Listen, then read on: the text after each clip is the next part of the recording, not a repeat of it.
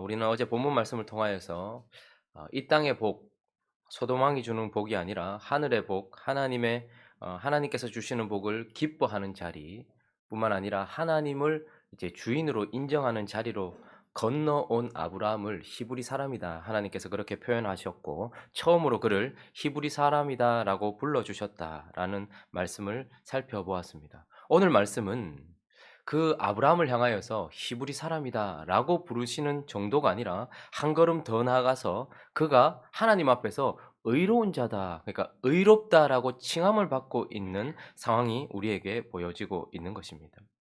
우리가 이 땅이 아니라 하늘의 복을 기뻐하고 또 우리가 하나님을 이제 진정한 주인으로 모시는 자리로 건너왔을 때에 그는 진짜 다른 세상으로 건너온 이제 영적인 세상이고 하나님의 나라로 건너온 히브리 사람이다라고 인정받는 것도 참으로 큰일이지만 그러나 오늘 본문은 이제 건너온 정도가 아니라 하나님 앞에서 의롭다, 옳다라고 칭함을 받고 있는 상황이 펼쳐지고 있는데 무엇 때문에 하나님은 아브라함을 이제 의로운 자라라고 이렇게 칭하고 있는 것입니까?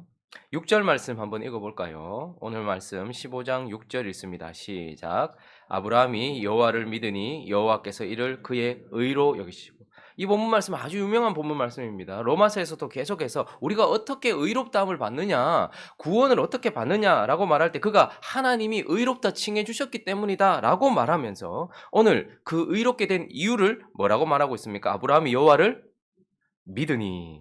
그러니까 지금 히브리 사람에서 한 단계 더 건너가서 하나님 앞에 의롭다함을 받는 이유는 아브라함 안에 있는 한 가지 이유, 바로 믿음 때문이다 이렇게 말하고 있습니다.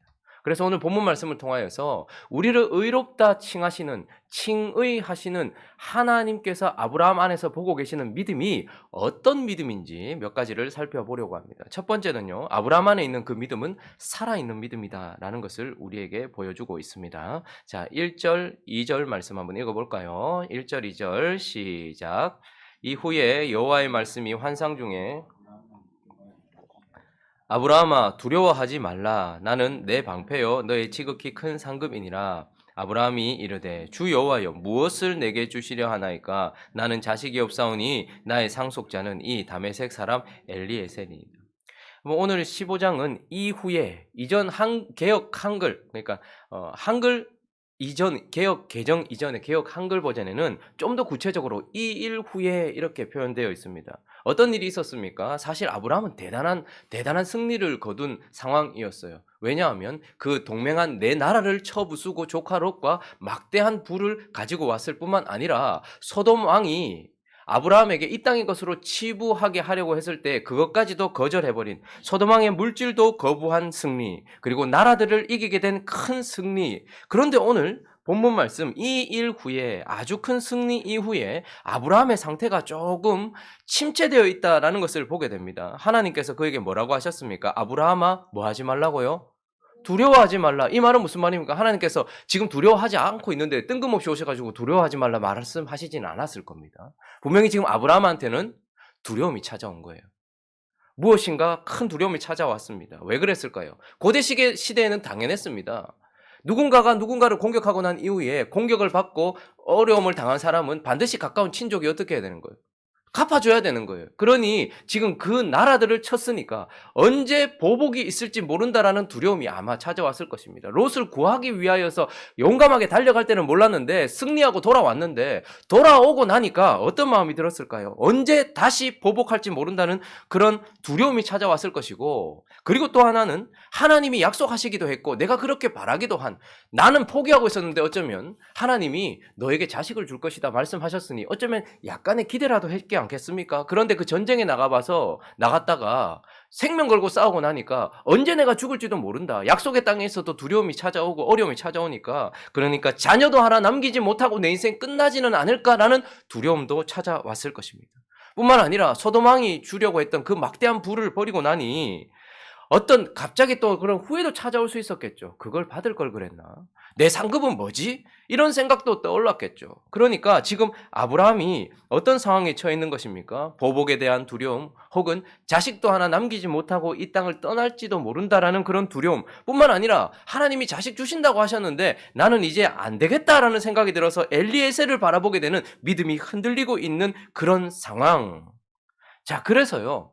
아브라함이 이런 상황이 있다는 것을 통하여서 아브라함의 믿음이 살아있다라는 것을 보게 됩니다. 왜요? 믿음이 살아있다 이 말은 그가 언제나 강하게 반응한다라는 것을 말하지 않습니다. 여러분, 생명이라는 것은 언제나 그렇게 수직 상승하는 그런 삶이 아니에요. 여러분들의 관계도 한번 보십시오. 사랑해서 결혼했지만 둘 사이의 관계가 어떨 때는 소원해지기도 하고 어떨 때는 섭섭해지기도 하고 또 어떨 때에는 멀어지기도 하는 것입니다. 제 방에 있는 화초들도 보면요. 물을 주기 전에는 저는 이렇게 죽이는 은사가 있어요. 그래서 제 방에 들어오시는 모든 분들은 다 돌아가시는 게 스투키도 돌아가시는 경우도 있고요. 산세베리아도 제 방에서는 돌아가셨습니다. 그런데 제가 이걸 보면서 가만히 이렇게 보고 있으면 저는 처음에는 몰랐거든요. 그런데 물을 언제 주면 됩니까 하니까 적당히 주면 됩니다 이렇게 얘기하는 거예요. 그 적당히를 잘 모르겠어요. 그런데 가만히 제가 한 1년 반 정도를 지켜보니까 처지는 게 보이더군요.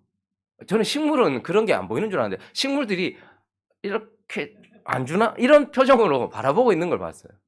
그럼 물을 또 주면 또 어느 순간인가 이렇게 되더라고요. 생명이라는 것은 언제나 늘 상승하는 것은 아닙니다. 어떤 상황 속에 처하면 약해지기도 하고 그리고 축소되기도 하더라고요. 지금 아브라함의 믿음이 살아있다 이 말은요. 아브라함이 늘 언제나 이렇게 올라가는 게 아닙니다. 지금 아브라함이 어떻습니까? 풀이 주고 있는 거예요. 연약해져 있는 거예요. 그러니까 그의 믿음이 살아있다라는 것은 그 믿음이 지금 연약해졌고 또 축소되기도 했다라는 것을 통하여 살아있는 믿음에 기계적이지 않다라는 것을 우리에게 보여줍니다. 그러나 또한 그의 믿음이 살아있다라는 것은 바로 그런 약화되기도 하고 연약해지기도 하고 축소되기도 했던 그 믿음이 하나님에 의하여 다시 강화되고 견고해지기도 한다라는 것을 통하여 또 증명되어집니다. 4절 5절 한번 읽어볼까요? 읽습니다. 시작. 여호와의 말씀이 그에게 임하여 이르시되 그 사람이 내 몸에서 날 자가 내 상속자가 되리라 하시고 그를 이끌고 밖으로 나가 이르시되 하늘을 우러러 무뼈를 셀 수 있나 보라. 또 그에게 이르시되 내 자손이 이와 같으리라. 우리가 살아있다라는 것은 큰 승리를 하고 큰 믿음의 본을 보이기도 하지만 또다시 쭉 침체되었단 말입니다. 나는 상급이 뭔데요? 지금 나는 네가 방패다라고 말한 것은 나는 지금 너무 두렵습니다. 라는 그런 상황 속에 있었어요.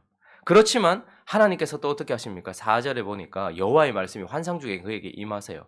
그러면서 그 사람이 네 상속자가 아니다. 믿음이 연약해지고 보니까 하나님이 주실 그러니까 그가 지금은 보지 못하는 그 이삭을 보는 것이 아니라 주변에 엘리에셀을 보게 되었던 거예요. 그런데 그때 하나님께서 또 어떻게 하십니까? 그의 눈을 들어서 그 자가 네 상속자 아니다라고 하나님께서 이르셨다. 이렇게 말씀하셨다. 이렇게 말하고 있죠.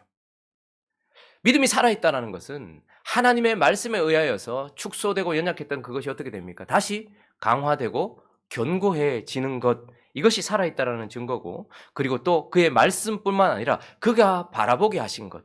그가 오늘 뭘 보게 하셨습니까? 이끌고 밖으로 나가서 뭐를 보게 하셨습니까?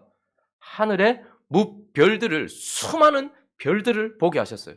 근데 여기서 왜 갑자기 6절에 아브라함이 여호와를 믿으니 믿음이 그렇게 연약해졌다가 왜 갑자기 아브라함이 하나님을 믿었는지는 모르겠어요. 그러나 한 가지 확실한 것은 우리도 신앙생활 하다 보면 가끔 경험하는 게 있습니다. 신앙생활 하던 우리의 살아있는 믿음이 연약해지고 침체되어졌을 때 하나님의 말씀이 들려지는 순간 우리도 모르는 사이에 그 믿음이 살아나는 걸 한 번씩 경험하죠. 그리고 또 하나님이 보게 하신 것들을 보는 순간 그 별이 뭐라고? 며칠 밤을 그걸 봤을 텐데 늘 보이던 별이었는데 그 별이 어느 날 갑자기 떠오른 것이 아니라 어제도 봤던 별이고 그저께도 봤던 별인데 오늘 하나님이 무별을 봐라라고 하는 순간 하나님과 함께 별을 봤는데 이게 웬일입니까? 내 마음속에 다시 믿음이 확 올라오는 것을 경험하게 되는 것이죠. 왜요? 살아있기 때문에 그런 것입니다. 아브라함이 하나님 앞에 의롭다 칭함을 받았던 그 이유 중에 하나 그 속에는 살아있는 믿음이 있었기 때문이다라고 우리에게 말씀하고 있습니다. 자, 그러면 두 번째, 아브라함이 의롭다 칭함을 받았던 그 이유가 되는 그 아브라함 속에 있는 믿음의 특징은 두 번째는 행함의 반대 개념의 그런 믿음을 가지고 있다는 거예요. 행함의 반대 개념을 가진 믿음. 자, 우리가 이걸 좀 잘 이해할 필요가 있습니다. 자, 우리 2절 말씀, 2절, 3절 말씀 다시 한번 읽어볼까요? 시작. 아브라함이 이르되 내게 주시려 하나이까 나는 자식이 없사오니 나의 상속자는 이 다메섹 사람 엘리에셀이니이다. 아브라함이 또 이르되 주께서 내게 씨를 주지 아니하셨으니 내 집에서 길린 자가 내 상속자가 될 것이니이다. 지금 아브라함이 지금 많이 침체되었다는 게 보이십니까? 하나님께서 그에게 씨를 약속하셨는데 그는 이제 거의 포기했어요. 안 되겠다 이렇게 생각을 해서 다메섹 사람 엘리에셀을 마음에 두고 있었습니다. 자, 이 상황에서 우리는 아브라함의 믿음이 많이 약화됐다는 것을 보게 되는데 여러분 믿음의 반대는 무엇입니까? 믿음의 반대. 믿음의 반대 개념은 무엇입니까? 불신, 또요. 의심. 틀린 것은 아니지만 우리가 보통 이렇게 생각합니다. 믿음의 반대 개념은 의심했다 혹은 믿지 않는다, 불신했다 이렇게 생각을 합니다. 그러나 성경은 언제나 믿음의 반대 개념을 뭐라고 말하고 있습니까? 행위로 말하고 있어요. 믿음과 행위를 서로 반대 대척점에 두고 있는 것입니다. 그러니까 믿음의 반대는 뭐냐라고 하나님께 묻는다면 하나님께서는 성경을 통해 우리에게 믿음의 반대는 행위지 이렇게 말합니다. 그럼 우리는 좀 의아해요. 왜? 그리고 또 하나 오해하는 것 중에 하나는 믿음이라는 것은 내면적인 것이라고 생각을 해요. 감정적인 것이라고 생각을 하고 행함이라는 것은 보여지는 열매, 그러니까 의지와 관련이 있다 이렇게 생각합니다. 그러나 성경은 믿음과 행위를 그렇게 정의하지 않습니다. 하나님은 성경을 통하여서 행위를 어떻게 정의하시냐 하면 행위란 자기 자신, 병들고 죄인 된 자기 자신을 근거로 하여 하나님이 약속하신 것을 자기가 이루려고 하는 모든 행동들을 행위 이렇게 표현하고 있습니다. 그러니까 근거가 어디에 있느냐가 제일 중요해요. 행위란 결국 자기 자신이 근거가 되어서 자기가 하나님을 위해서 무엇을 하는가의 그 모든 그것을 행위 이렇게 표현합니다. 그러면 하나님이 믿음은 또 어떻게 표현할까요? 믿음이란 마음속에만 있는 것이 아니라 믿음이란 하나님이 근거가 되셔서 하나님이 우리에게 무엇을 하시는가 혹은 하나님이 우리를 통해서 무엇을 하시는가 이것이 바로 믿음이다 이렇게 말하고 있는 것이죠. 그러니까 믿음이라는 것은 우리 내면에만 있는 것이 아니라 둘 다 어떤 행위를 가지고 있어요. 근데 행함이란 죄악된 인간이 하나님을 위해서 무엇인가를 했을 때 행위라고 말하고 믿음이란 하나님이 우리에게 혹은 우리를 통해 무엇인가를 하셨을 때는 믿음이다 이렇게 표현하고 있는 것입니다. 그래서 히브리서 11장 그 유명한 믿음장에 한번 가볼까요? 히브리서 11장 4절 5절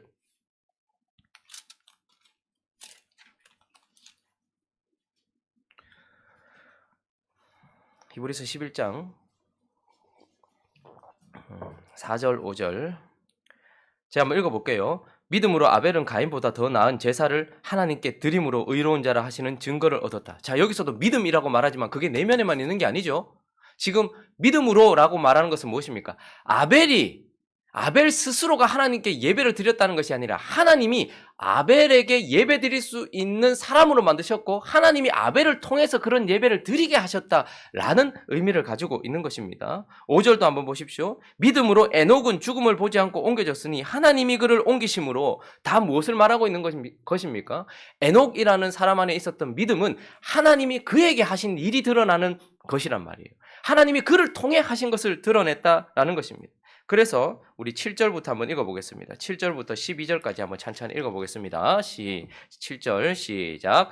믿음으로 노아는 아직 보이지 않는 일에 경고하심을 받아 경외함으로 방주를 준비하여 그 집을 구원하였으니 이로 말미암아 세상을 정죄하고 믿음을 따르는 자 여기까지 잠깐만요. 믿음으로 노아는 그러니까 믿음이라는 것이 아무것도 하고 있지 않은 그냥 하나님만 바라고 있는 내면적 상태나 감정적 상태가 아니라 뭐죠? 하나님이 노아에게 하신 일 혹은 하나님이 노아를 통해서 하신 일이다라는 말입니다.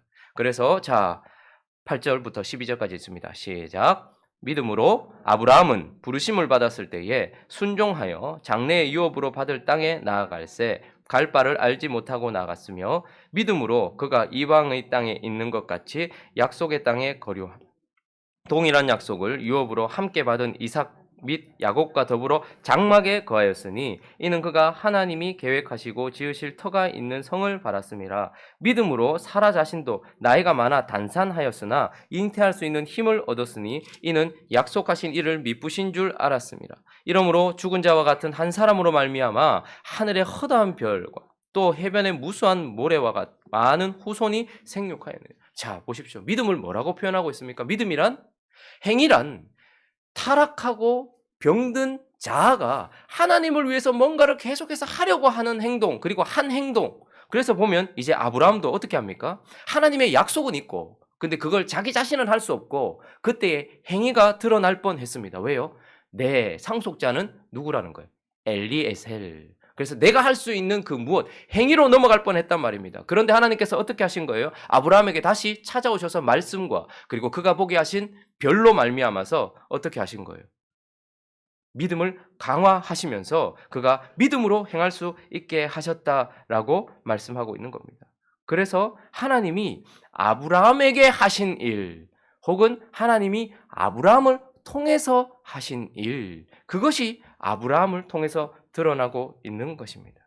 그러니 아브라함이 가지고 있는 믿음은 근거가 하나님이신 그 하나님으로 말미암아서 하나님이 내게 무엇을 하셨느냐가 드러나는 삶이었고, 하나님이 나를 통해 무엇을 하셨느냐가 드러나는 삶이었다라는 것입니다. 그러므로 하나님께서 의롭다 칭하신 아브라함 안에 있었던 그 믿음은 바로 행함의 반대 개념인 믿음이다라는 것을 우리에게 보여주고 있는 것입니다. 자, 세 번째, 아브라함에게 있었던 그 믿음은 바로 말할 수 없는 중에 믿는 믿음이었다라는 것을 보게 됩니다. 우리가 믿음에 대하여 오해할 때 또 큰 것 중에 하나는요, 어떤 분들은 이렇게 전도하면서 이렇게 얘기해요. 우리는 다 믿음으로 살아요. 그런데 그 믿음을 하나님께 한번 드려보세요. 이렇게 접근하면서 전도하시는 분들을 제가 종종 봤습니다. 무슨 말인가 하면, 한번 보세요. 여러분 오늘 올 때 어떻게 오셨어요? 차를 타고 오셨죠? 근데 차를 타고 오실 때 여러분 중앙선이 있고, 여러분은 그 중앙선에 아무것도 없는데 그 선을 넘어오지 않을 것이라고 믿고 1차선을 달리셨지 않나요? 그 믿음으로 지금 차를 타고 여기까지 오셨지 않나요? 여러분이 녹색불로 바뀌었을 때에 차가 쌩쌩 다니다가도 녹색불이 바뀌면 여러분들이 거기를 건너가지 않나요? 왜요? 녹색불일 때는 차가 오지 않을 것이라는 믿음 때문에 그렇게 한 것 아닌가요? 오늘 버스를 타셨을 때, 여러분 기차를 타셨을 때, 서울행 기차를 타시면 여러분이 거기 앉아 있으면 시간이 지나면 KTX를 타면 1시간 40분 후에 서울에 갈 것이라고 믿고 거기 앉아 계신 것 아닌가요? 그러니 지금도 우리는 믿음으로 살아요. 그런데 그 믿음을 하나님께 드려보세요. 그렇게 하나님께 드려보시면 그 믿음으로 구원받아요. 이렇게 말씀하시며 전도하시는 분들을 봤어요. 그러나 이것은 하나님께서 아브라함에게서 보셨던 믿음은 전혀 아닌 것입니다. 왜냐하면 그것은 사실은 확률을 믿는 거예요. 여기서 타면 거기 간다라는 확률, 그리고 그 법이 작동할 것이라는 추측적 믿음이라는 거예요. 그러나 하나님이 의롭다 하신 사람들 속에 있는 믿음이란 말할 수 없는 중에도 하나님이 말씀하셨다면 그것을 믿는 믿음, 그것을 정말로 의롭다라고 칭함받는 믿음이다라고 말하고 있는 거예요. 지금 15장과 16장 이 어간은 거의 아브라함이 85세가 된 지점입니다. 그러면 10살 어렸던 이 사라는 몇 세입니까? 75세입니다. 여기 75세 정도 되시는, 지금 자식, 여러분 65세에 그래도 약속받았을 때는 한번 해볼까? 이런 생각이 어쩌면 들었을지 모르겠어요. 그런데 여러분 약속받고 75세에 약속받고 나왔는데 10년 지났습니다. 10년이나 지났어요. 그러니 야, 이거 이제 더 이상 안 되겠는데. 아브라함은 일단 아브라함도 지금 상황이 안 좋은데 사례는 도저히 가망이 없는데. 그런데 하나님은 계속해서 어떻게 하십니까? 75세가 됐는데도 똑같은 약속을 하세요. 이제 10년이 지나고 나니 더 바랄 수 없는 상황이 되었습니다. 그래서 로마서 4장 한번 가볼까요? 로마서 4장 17절 18절은 이렇게 말합니다. 그 속에 있었던 믿음을.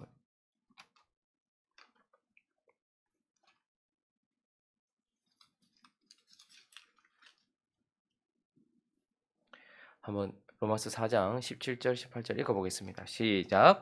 기록된 바 내가 너를 많은 민족의 조상으로 세웠다 하심과 같으니 그가 믿은 바 하나님은 죽은 자를 살리시며 없는 것을 있는 것으로 부르시는 이시니라. 아브라함이 바랄 수 없는 중에 바라고 믿었으니 이는 내 후손이 이같으리라 하신 말씀대로 많은 민족의 조상이 되게 하려 하십니다.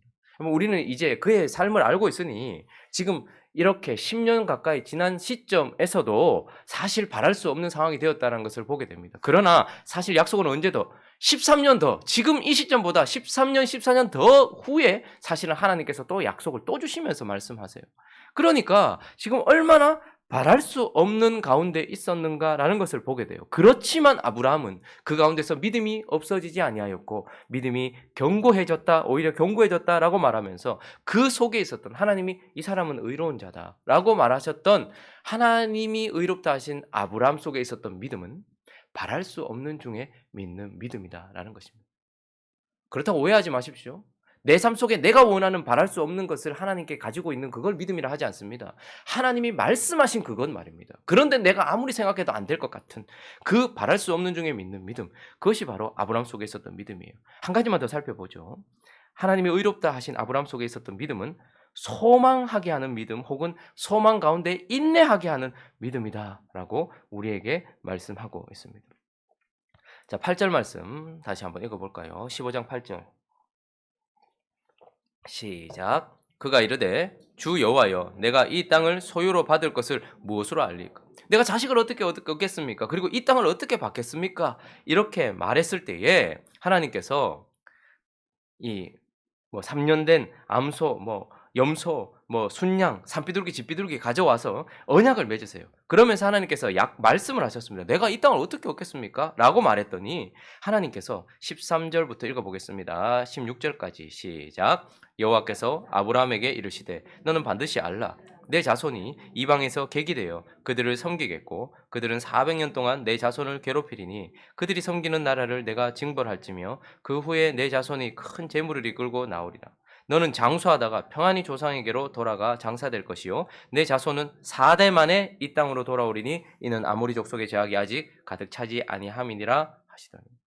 우리는 보통 믿음을 어떻게 생각하고 있냐면 우리의 믿음을 하나님께 드려 혹은 믿음으로 무엇을 얻어내는 수단이라고 생각을 해요. 그래서 내가 믿습니다 해서 하나님께 지금 이 순간 무엇인가를 얻어내는 것, 그래서 내가 간절하게 믿으니까 그 믿음이 내가 지금 기도하게 만드니까 간절한 기도와 부르짖음 믿음으로 말미암아 지금 현재 무엇인가를 막 끌어내리려고 하는 그런 수단으로 믿음을 사용할 때가 많습니다. 그러니 무엇인가 이루어지지 않아도 네 믿음이 부족했다 이렇게 생각하는 경우가 많아요. 그러나 아브라함 속에 그가 의롭다 칭함받았던 그 믿음은 지금 현재 내가 바라는 것을 끌어내기 위하여서 사용된 것이 아니라 먼 미래라 할지라도 하나님이 말씀하신 것을 바라고 소망하도록 만들어주는 것이 바로 믿음이었단 말입니다. 사실 지금 이 말씀이 아브라함에게 무슨 소용이 있었겠습니까? 내가 남북 동서를 바라보라 해서 바라봤더니 이 땅 내한테 올 것 같지 않단 말입니다. 시간이 지났어요. 10년이나 지나도 아무것도 주시지 않은 것 같아요. 내가 이 땅 받을 것 어떻게 알겠습니까? 라고 말했더니 하나님께서 무슨 400년 뒤에, 그것도 더 구체적으로는 430년 뒤에 네 자손들이 이 땅을 얻을 것이다. 그런데 일단은 객이 되어서 400년 동안 고통을 받을 것이다. 그리고 니는 죽을 것이다. 편안히 장사될 것이다. 그러니 그게 아브라함에게 무슨 소용이 있었을 것 같습니까? 그러나 아브라함은 지금 그 속에 있는 믿음으로 말미암아 뭘 가지게 된 거예요? 그 땅을 주실 것이다라는 하나님의 소망 가운데 거하게 됐다라는 것을 보게 되는 것이죠. 뿐만 아니라 그 소망이 그를 어떻게 합니까? 기다리게 하는 거예요. 아, 하나님이 나를 통해서 어느 지점까지 무엇인가를 하시고 또 그 다음 누군가를 통해서 어느 지점까지 무엇인가를 하시고 400년이라는 시간이 지나고 구체적으로는 430년이 지나고 나서 다시 이 땅을 싸움을 통하여 내 자손들에게 줄 것이라는 그 소망 안에 거하게 할 뿐만 아니라 그 소망을 바라보면서 뭐하게 하는 거예요. 그 믿음은 인내하게 만들고 있다라는 겁니다. 우리 말씀 한 두 구절만 더 찾아보고 마치도록 하죠. 히브리서 11장 13절 한번 가볼까요? 그래서 아브라함 속에 있었던 그 믿음은 지금 현재 내가 바라고 내가 원하는 것을 받아내기 위하여 사용되었던 것이 아니라 하나님이 이루시고 바라실 것을 소망하게 하는 데 사용되었다는 것을 보게 돼요. 11장 13절 읽어보겠습니다. 시작. 이 사람들은 다 믿음을 따라 죽었으며 약속을 받지 못하였으되 그것을 멀리서 보고 환영하여. 자, 여기까지. 이 사람들은 믿음을 따라 죽었대요. 근데 약속하신 것을 받지 못했대요. 아브라함도 마찬가지예요. 야곱도 마찬가지입니다. 이삭도 마찬가지예요. 그러나 받지 못했지만 어떻겠습니까? 멀리서 보고 뭐 했대요? 이게 무엇입니까? 소망했다 이 말입니다. 그러니까 아브라함 속에 있었던 믿음이란 소망하게 만들어주는 믿음이었다라고 말해주고 있죠. 로마서 8장 마지막으로 한번 가보죠. 로마서 8장 24절, 25절도 한번 보죠. 로마서 8장 24절, 25절 읽어보겠습니다.